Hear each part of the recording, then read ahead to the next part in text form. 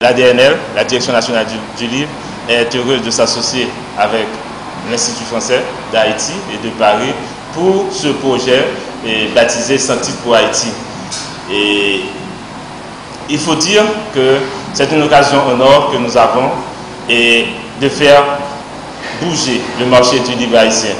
Et nous devons faire notre possible pour que nous arrivions à rééditer ces 100 titres. Le livre est un instrument du développement humain. Chaque fois que nous avons la possibilité de rencontrer un livre, de lire un livre, on s'enrichit, on grandit. Et l'occasion nous est offerte avec le projet 100 titres pour Haïti de faire la réédition de titres d'auteurs haïtiens portant sur Haïti ou consacrés au patrimoine culturel d'Haïti. Donc, cette occasion est pour inviter les éditeurs à nous accompagner dans la sélection des titres qu'ils vont juger de grand intérêt pour le grand public, les jeunes lecteurs surtout, qui n'ont pas encore eu la chance de découvrir ces ouvrages.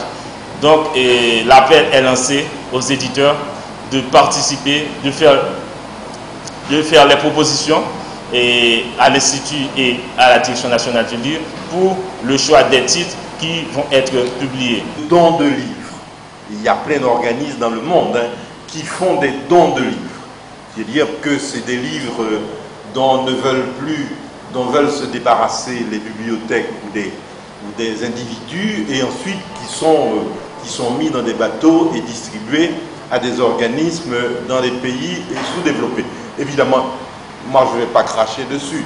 Un livre reste toujours un livre, reste toujours vraiment un lieu de culture, un lieu de méditation et d'espoir.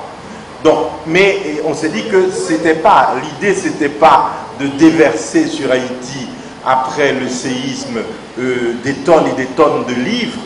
L'idée de base c'était de faire en sorte que les éditeurs haïtiens puissent remettre sur le marché du livre et au bénéfice du lectorat à la fois haïtien et étranger un certain nombre de titres fondamentaux pour la connaissance de ce pays et de telle manière à ce que ces titres-là puissent avoir une deuxième vie, si ce n'est une troisième vie.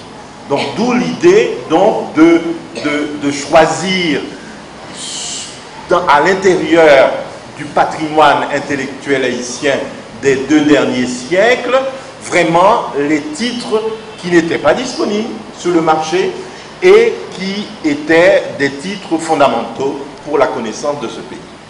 Et le nom du programme, les 100 titres, je crois que c'est une fondation française qui a dit, si vous avez ce programme original, nous allons mettre 100 000 euros. Et on a dit, bon ok, alors ces 100 000 euros va nous permettre de rééditer 100 titres. Bon, donc il faut prendre ça comme ça. Je ne crois pas qu'on va arriver à rééditer 100 titres avec 100 000 euros. Je crois qu'il faut oublier ça. Ce serait à peu près 1 000 euros par titre, ce qui est absolument absurde. Et si l'on veut vraiment appuyer ce genre de choses-là. Donc, grosso modo, c'est ça le contexte d'arrivée de ce projet-là. Et le projet a eu donc une première année, et tout à l'heure, je crois que Corinne, qui vient Lionel, et Corinne probablement vous donnera quels sont les titres qui ont été subventionnés et qui vont sortir dans les prochains mois, et au niveau de quel éditeur. Et l'idée, donc, c'est aujourd'hui de lancer aussi la 2e année d'existence de ce programme. Bon, comme qu'il a, un fonds qu'il a pour rééditer 100 titres dans l'histoire, patrimoine littéraire, intellectuel haïtien. Haïti, son pays qui a produit livre depuis 1805. Et malheureusement, je dis, il y a des jeunes dans le pays, ou même des officiels dans le pays, ou bien des gens qui ont des fonctions importantes dans le pays, qui n'ont pas accès à la littérature patrimoniale haïtienne. Il y a Haïtiens qui pris sous plan pour ça. Il y a Haïtiens qui font des œuvres littéraires qui sont des chefs-d'œuvre. Il y a Haïtiens qui font des travaux scientifiques ou des travaux en sciences humaines qui sont des chefs-d'œuvre qui sont utiles nous, malheureusement nous pas gagner. Donc qui j'ai un programme dans fonctionner. Comme là, il y a une commission qui travaille. La commission ça a choisi 100 titres. Donc liste 100 titres là disponible. Sous 100 titres ça, éditeur haïtien, quel que soit éditeur haïtien, il doit choisir un titre, ou bien 2 titres, ou bien plusieurs titres intéressés. Il présente un projet à la commission pour dire qui j'en compte rééditer le livre là, faire un vrai travail de réédition, et puis le ça, éditeur ça a une possibilité pour lui joindre un accompagnement financier dans le fond ça, où il est capable de faire réédition de ça. Ça fait important que la presse transmette l'information ça par tout éditeur haïtien. C'est pas un projet qui fait pour le monde, pour un éditeur de l'éditeur, c'est un projet qui fait pour tout éditeur haïtien et qui permet que l'éditeur haïtien lui-même y contribue à ressusciter le patrimoine culturel intellectuel pays. Et c'est ça qui fait le projet ça important en pile. Donc,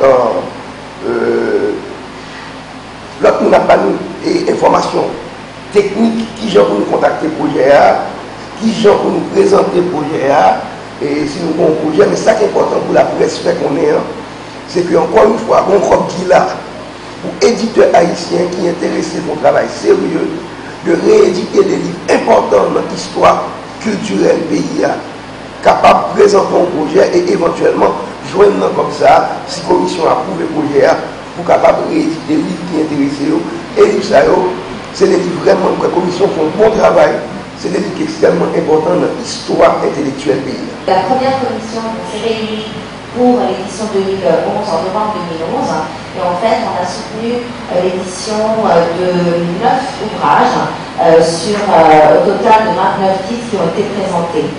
3 éditeurs ont bénéficié de ce soutien. Il s'agissait des éditions ZS, des presses universités d'État et des presses nationales. Si je vous dis les titres, si vous êtes intéressé pour connaître les titres, donc en fait, auprès des éditions des ZS ont été soutenus la réédition des Possédés de la pleine lune de Jean-Claude Fignolet, les origines sociales de la littérature haïtienne d'Enoch Trouillot, L'amour, oui, la mort, non, de Liliane Delvieux-Béou. Pour les presses nationales d'Haïti, le droit informel haïtien de Jacqueline Montano-Despeignes, Panorama du folklore haïtien d'Emmanuel Sépol. Pour les éditions de l'Université d'État, En toute urbanité d'Albert Mangonèse, Radiographie des dictatures de Gérard Pierre-Charles et les plantes médicinales d'Haïti de Marie-Lise Rosier. Haïti et ses peintres, tome 1 de Michel-Philippe Le Repos. Donc là, vous voyez vraiment que différents thèmes sont abordés, ça y est à la fois des ouvrages littéraires comme des ouvrages scientifiques et d'études. Le soutien donc de l'Institut français, en fait, en général, ne dépasse pas 30% du budget global de la réédition.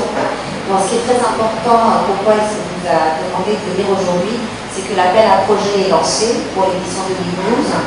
C'est très important, comme on l'a déjà souligné, de faire suivre la formation auprès des éditeurs, des plus petits éditeurs qui peuvent être très intéressés par ce programme. Et donc l'appel à projet a été lancé le 13 juin dernier. Pour, au niveau technique et pratique, les éditeurs doivent se tourner vers l'Institut François Haïti, donc vers nous, auprès de Muriel Georges, qui centralisera les demandes et aidera les éditeurs à remplir les formulaires en ligne. Attention, la date limite de dépôt des dossiers auprès de l'Institut français à Paris est fixée le 10 septembre, ce qui veut dire qu'auprès de l'Institut français en Haïti, ce sera le 5 septembre. Donc après, il faut quand même un temps pour vérifier que tous les dossiers soient bien complets avant qu'ils puissent arriver à Paris.